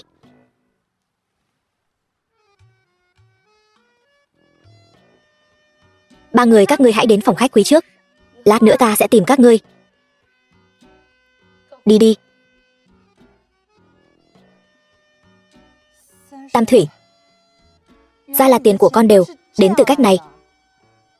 3 cây kẹo mút đổi được 30 tỷ đô la Mỹ. Cha con nói với con, vô công bất thụ lộc. Bình thường con đều không lấy tiền, nhưng bọn họ liên kết lại bắt nạt mẫu thân, cho nên con cũng tìm hảo hữu đến giúp mẫu thân. Sao không nói sớm, còn nhiều hơn cả tiền. 3 người đó là những người ta chơi thân nhất. Những người phía sau không có cửa đâu. Chắc chắn số tiền bỏ ra còn nhiều hơn. Đệ nhất thế gia, tứ đại gia tộc, vinh quang và thân phận mà các người tự hào lại không bằng mấy đứa trẻ con sao? Tần Minh Hoàng, ngươi đừng đắc ý. Ta có gì mà đắc ý? Bởi vì ngay từ đầu ta đã biết các ngươi thất bại. Những thủ đoạn của các ngươi trong mắt ta thật ấu trĩ. Hồng Tổng đốc, Hoàng gia bọn họ và tứ đại gia tộc không thể cho ngươi những gì ngươi muốn. Những gì bọn họ có thể cho, ta có thể cho nhiều hơn. Ngươi nói dự án Vân Hải này, tập đoàn Cẩm Tú chúng ta có năng lực giành được không? Có. Ta tuyên bố, dự án Vân Hải thuộc về tập đoàn Cẩm Tú. Khoan đã. Hoàng thiếu gia còn gì muốn nói? Ta và ngươi căn bản, Tần Minh Hoàng, không cùng một thế giới. Tại sao ngươi lại chắn đường ta? Ngươi xứng sao? Tốt, quả nhiên là vô gian Tu La, Tu La Vương. Bá khí ngút trời. Cái gì? Hắn lại là vô gian Tu La Vương. Khó trách có thể đánh bại những quốc vương này. Thì ra là Thánh Vương. Tu La Vương đại nhân, tôi sai rồi. Tất cả đều do bọn họ ép buộc. Xem như tôi đã tận tâm tận lực cống hiến cho công ty nhiều năm như vậy. Xin hãy tha cho tôi lần này.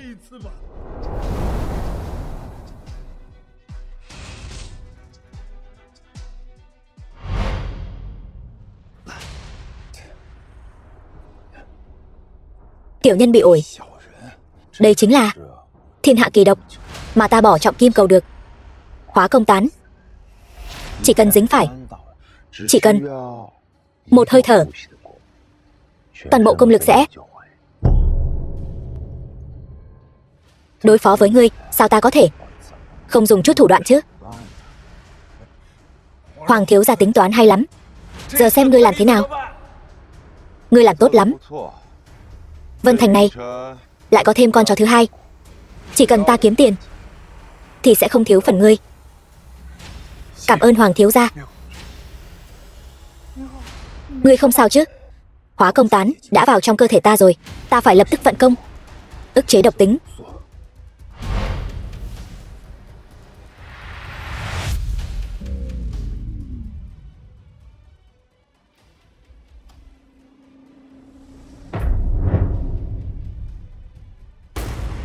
Cha, giúp ta hộ pháp. Đừng để bất cứ ai đến gần ta. Được.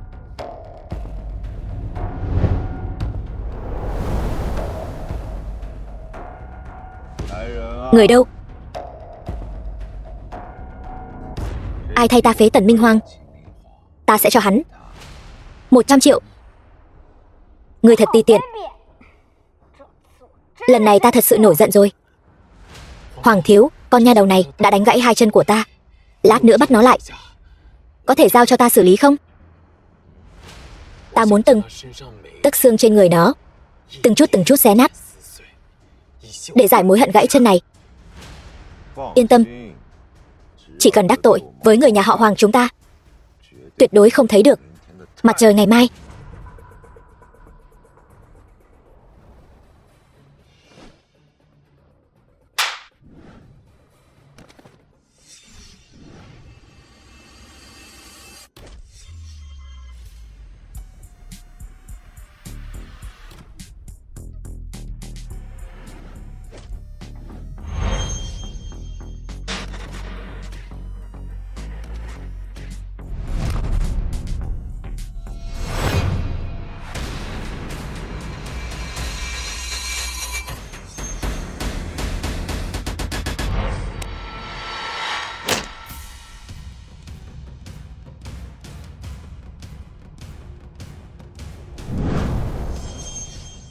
Ta nổi giận rồi.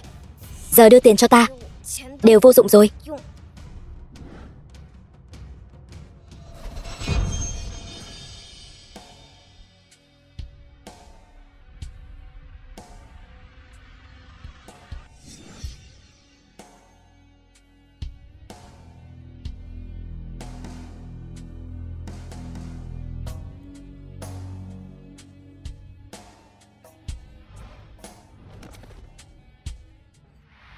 Giao thuốc giải ra đây.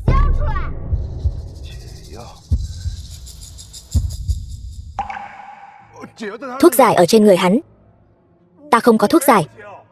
Hắn chỉ đưa cho ta một gói thuốc bột. Ta không có thuốc giải, không có. Giao thuốc giải ra đây. Đại nhân sao còn chưa tới? Nếu không tới nữa, sẽ bị tiểu quái vật này lấy mạng mất. Đã nói là ta rất giận. Hậu quả rất nghiêm trọng.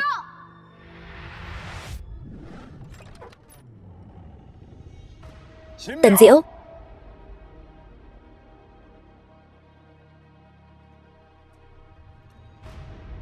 Đại nhân.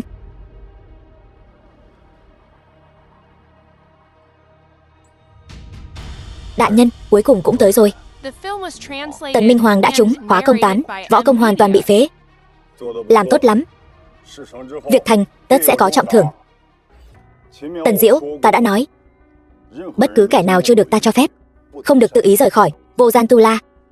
Nếu các ngươi đã chọn rời đi, vậy ta chỉ có thể mang xác các ngươi trở về. Hắc Long, thì ra tất cả những chuyện này đều là ngươi giở trò quỷ. Tu La Vương, cho dù hai cha con các ngươi có thể chống lại ta thì sao? Ta có rất nhiều cách để biến ngươi thành phế nhân. Hắc Long đại nhân, không thể chủ quan. Tiểu quái vật này hình như công lực lại tăng tiến rồi. Giả vờ giả vịt, kẻ bại trận. Ta khuyên ngươi nên đầu hàng, kẻo tự rước lấy một trận đòn. Tu La Vương, rất tiếc, vào lúc ngươi công lực hoàn toàn mất hết lại gặp mặt rồi. Dùng tự do để đổi lấy công lực, cho dù trở thành kẻ mạnh nhất thì đã sao? Cũng chẳng khác gì một con chó bên cạnh Hắc Long. Cho dù ngươi mạnh miệng thì đã sao? Hôm nay hai người các ngươi chắc chắn phải bỏ mạng.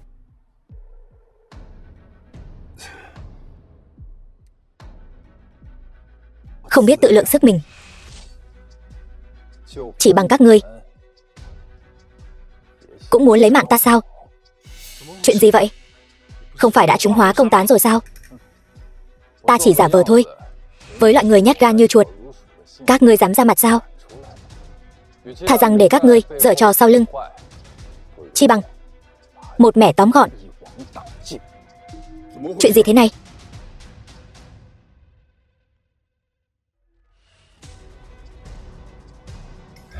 Cố tổng, ngươi dám phản bội ta? Hoàng Thiếu Thiên, Hoàng Đại Thiếu, xin lỗi Cố tổng, tôi suy nghĩ rất kỹ rồi. Dù là vì con trai tôi cũng phải quay đầu là bờ. Cố tổng, tôi có lỗi với cô. Xem như những năm qua tôi cống hiến cho Cẩm Tú tập đoàn. Cô hãy tha thứ cho tôi lần này. Xin cô hãy tha thứ cho tôi lần này. Tôi không muốn vợ con tôi cả đời bị người ta chỉ trỏ sau lưng. Tôi nhất định sẽ sửa đổi. Ngươi bảo ta làm sao tin ngươi được? Đây là thuốc bột Hoàng Thiếu Thiên đưa cho tôi. Hắn nói là để tôi rắc lên người cô ra trong bữa tiệc ngày mai.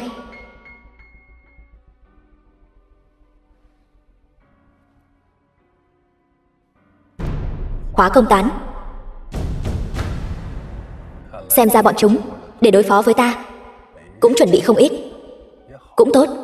Vậy thì chúng ta sẽ tương kế tiệu kế, dẫn rắn ra khỏi hang. Đến cả con cháu của mình mà cũng không quản được.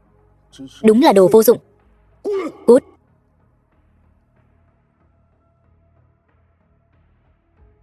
Tần Minh Hoàng quả là cao tay. Ta thật sự đã xem thường ngươi. Bao năm qua ta vì muốn đối phó với ngươi mà đã dày công nghiên cứu thập thủ rảo sát đại trận.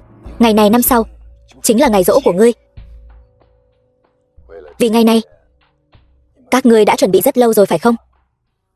Ngươi một ngày chưa rời khỏi Vô Gian Tu La thì một ngày vẫn chưa được yên ổn. Lấy mạng ngươi rồi ta mới có thể hoàn toàn khống chế Vô Gian Tu La. Đến lúc đó cả thế giới này sẽ nằm trong tay ta. Cha, tên này lại bắt đầu nằm mơ rồi. Vậy phải làm sao? Để xã hội dạy dỗ hắn một trận là được rồi. Được. Vậy thì hôm nay cứ để con đánh thoải mái đi, không cần nương tay. Lần trước ta cứ nhịn mãi, cuối cùng cũng đợi được đến hôm nay. Hắc Long, nếu ngươi nhắm vào hai cha con ta, có dám để những người khác rời đi không? Được thôi. Hôm nay ta sẽ đánh cho hai cha con ngươi tâm phục khẩu phục. Kẻ nào muốn sống thì cút hết cho ta. Minh Hoàng, mọi người đi trước đi. Vậy Tam Thủy thì sao? Yên tâm, Tam Thủy tự biết chừng mực. Cha, vậy còn hắn thì sao? Tiểu ác ma, ngươi lại muốn làm gì nữa tiểu ác ma này? Con cũng lớn rồi, tự quyết định đi. Nể tình ngươi là người nhà của mẹ ta, lần này ta tha cho ngươi một mạng. Cảm ơn, tôi đảm bảo từ nay về sau sẽ không quay lại Vân Thành nữa. Vương Mẫn, đưa Cố Giản Ngôn đi đi. Dù thế nào đi nữa, Cố gia chúng ta sẽ nuôi cậu ấy cả đời. Vâng, Cố tổng. Đừng, đưa cậu ấy đi. Ta cõng ngươi lại đây. Đưa đến đồn cảnh sát. Bọn họ không phải muốn đầu tư vào Vân Thành sao? Vậy thì cứ để bọn họ đầu tư. Tiền chưa tiêu hết, đừng để bọn họ quay về. Yên tâm giao cho tôi. Vậy Hoàng Thiếu Thiên thì sao? Mẹ yên tâm, cha sẽ xử lý. Tần Minh Hoàng đại nhân, ta ở vị trí của ngươi thì không có được tự do như vậy. Vì Vân Thành tạm thời gác lại ân oán với con gái, ta không làm được.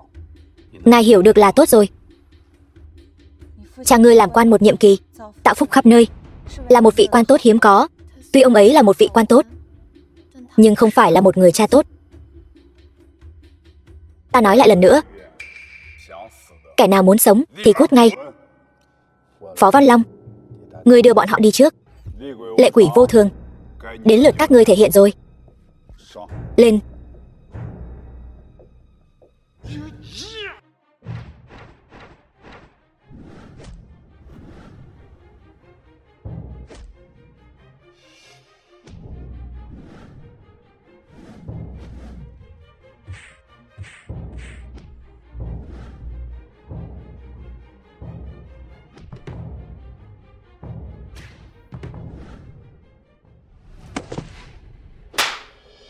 Muốn lấy mạng ta?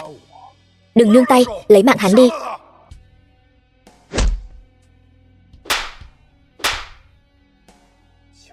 Dựa vào ngươi.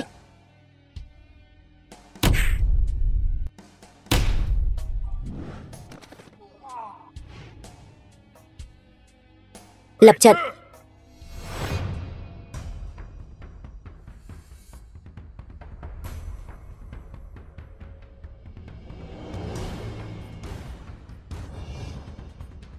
Cha, con đến giúp cha.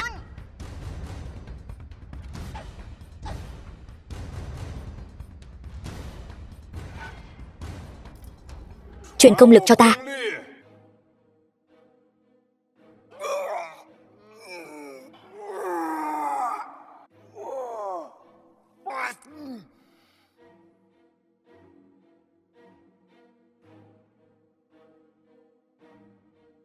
Ngũ Giang Thần Quyền.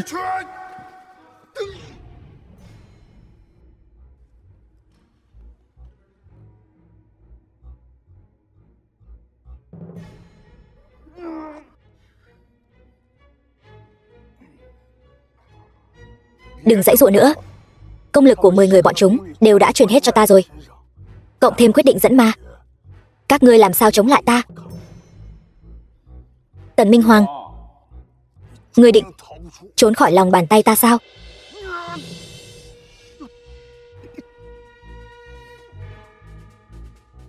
Tam Thủy, gần đến lúc rồi.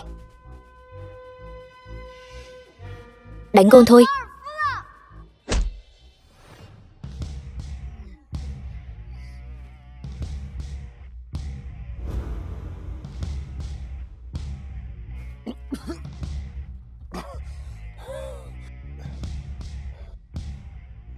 Đồ của người khác rốt cuộc vẫn là của người khác thôi. Muốn lấy mạng ta còn kém xa lắm.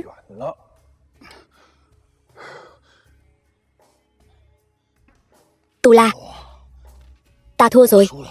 Từ nay về sau, Vô Gian Tu La, người muốn vào thì vào, muốn ra thì ra. Ta không quản nữa. Ăn kẹo mút xong, chúng ta sẽ là bạn tốt.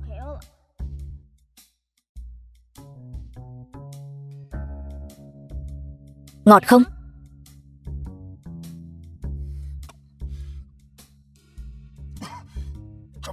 Cây kẹo mút này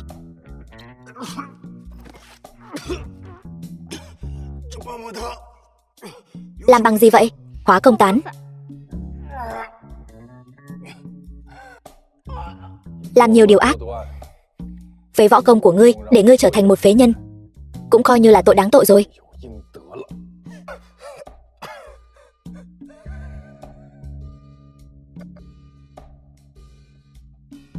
Tam Thủy, đến Hoàng gia.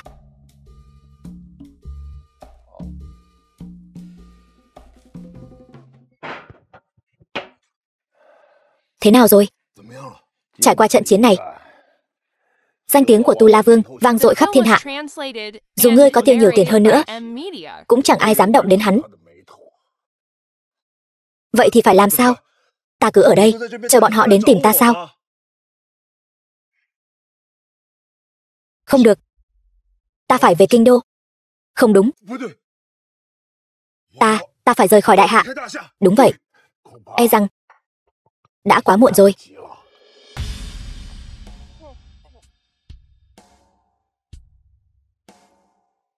Có ai không? Đừng kêu nữa. Mấy tên ngốc của chúng ta đều đã nằm lăn ra đất, ngủ rồi. Tiểu quái vật, ngươi muốn làm gì? Cái tên tiểu quái vật này khó nghe quá. Ngươi vẫn nên gọi ta là tiểu ma nữ đi. Tần Diễu, tha cho chúng tôi đi. Chúng tôi đảm bảo sẽ không bao giờ xuất hiện trước mặt các ngươi nữa. Cha ta đã nói, cỏ dại không trừ tận gốc, xuân phong thổi lại sinh. Để chúng ta có thể an ổn sống ở đây. Cho nên chỉ có thể tiêu diệt các ngươi, những kẻ xấu xa này. Là người giỏi nhất, đừng nhúc nhích. Ta chỉ cần nhấn nút này, cả căn nhà này sẽ hóa thành tro bụi trong chốc lát. Đừng ép ta, nếu không ta sẽ cùng ngươi đồng quy vu tận. Được, tha cho chúng tôi. Nơi này đều cho các ngươi, không hứng thú.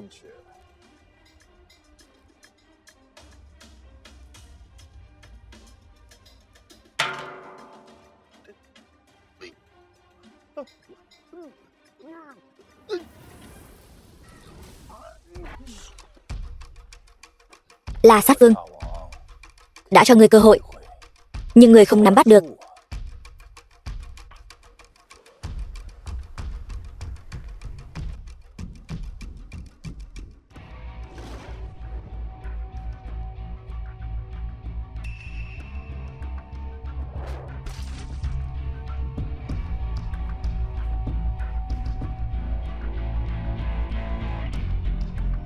Tự làm tự chịu, không thể sống.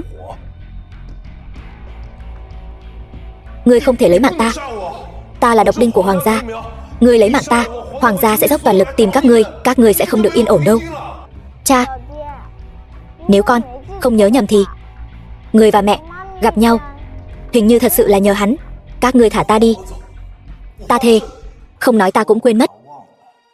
Nếu không phải ngươi phái người bắt cóc Khuynh Thành, có lẽ giữa chúng ta bây giờ chỉ là người qua đường vội vã. Đúng vậy, Tu La Vương đại nhân, đây đều là duyên phận. Ngài đại nhân đại lượng, tha cho ta lần này đi.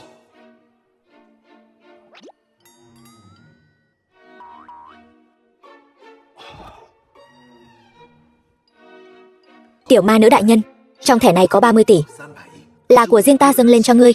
Ngươi không phải tự xưng là đệ nhất thế gia sao? Chỉ có bấy nhiêu thôi. Ta vừa ra tay là 10 tỷ đô la Mỹ rồi. Tiểu ma nữ đại nhân, đây thật sự là toàn bộ gia sản của ta rồi. Vậy thì được rồi. Được. Vậy ân oán giữa chúng ta coi như xóa bỏ. Cảm ơn Tu La Vương đại nhân.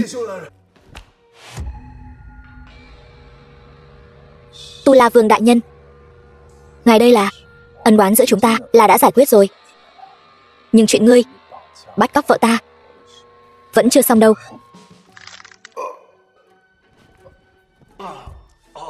Ngươi xúi giục Cố Giản Ngôn soán ngôi, muốn cướp vị trí tổng giám đốc tập đoàn Cẩm Tú của vợ ta. Đây là lý do thứ nhất. Ngươi lại phái người bắt cóc con gái ta, khiến ta lo lắng vài giây. Đây là lý do thứ hai. Còn nữa, ngươi cấu kết với Hắc Long, liên kết với Thập Điện Diêm La, muốn lấy mạng ta và con gái ta. Đây là lý do thứ ba.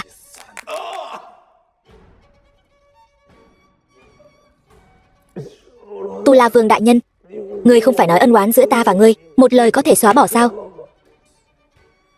Ta từng nói qua sao? Cha, người vừa nói.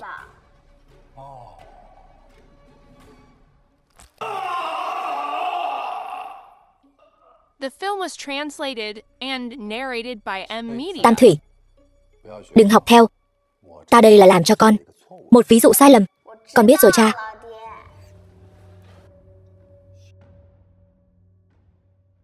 Tu La Vương đại nhân, Hồng tổng đốc, sao ngài lại đến đây?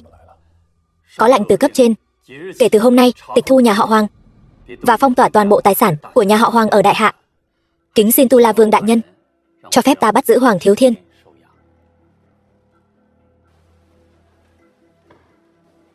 Tu La Vương đại nhân, thật ra cấp trên đã muốn điều tra nhà họ Hoàng từ lâu. Lần này quyết định sẽ một lưới tóm gọn nhà họ Hoàng. Người nhà họ Hoàng ở Kinh Thành đã bị bắt giữ toàn bộ, còn lại bên ngoài chỉ còn mỗi Hoàng Thiếu Thiên. Nếu Hồng tổng đốc đã lên tiếng, vậy giao cho ngươi. Đa tạ Tu La Vương đại nhân.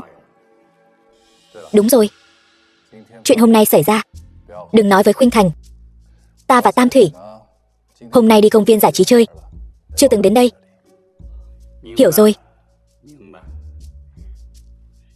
Tam Thủy, hôm nay chúng ta ở công viên giải trí đã chơi gì? Chơi tàu lượn siêu tốc, xe điện đụng và cả ngựa gỗ xoay vòng.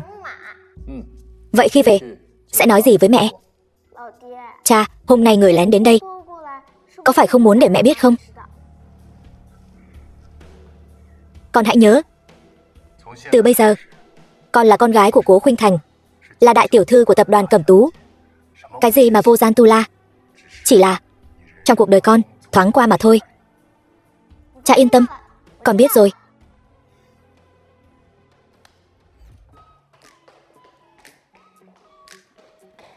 Mẹ, con ăn cơm xong rồi. Ăn cơm xong thì đi học đi. Hôm nay để dì Mịch đưa con đi. Ta và cha con có chuyện muốn nói. Cha, người sẽ không chọc mẹ giận chứ? Sao lại thế được? Thật lo lắng cho cha. Thôi, mau đi học đi. Một lát nữa muộn học bây giờ. Mẹ tạm biệt. Tạm biệt. Cố tổng, tôi đưa Tần Diễu xong sẽ quay lại đón cô. Không cần đâu, hôm nay tôi không đến công ty, cô giám sát là được. Vâng, Cố tổng.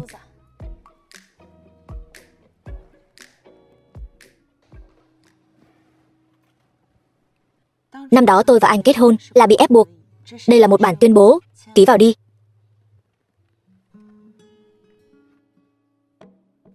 Ý cô là gì? Sau khi vốn được bơm vào, ta sẽ phân chia lại cổ phần của tập đoàn Cẩm Tú. Đây là 30% cổ phần. Ký nó đi. Anh sẽ là cổ đông lớn nhất của tập đoàn Cẩm Tú.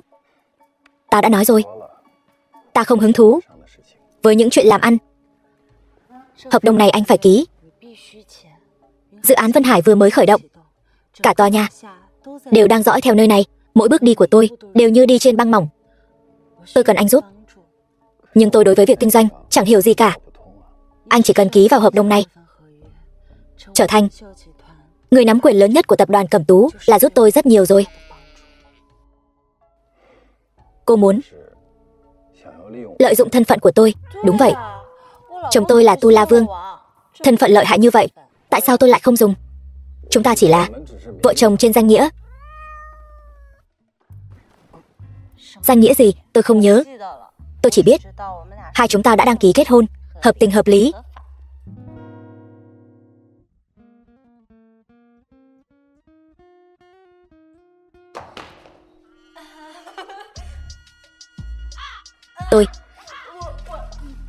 Chúng tôi quay lại lấy chìa khóa xe.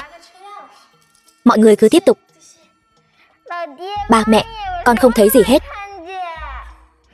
Đi nhanh đi,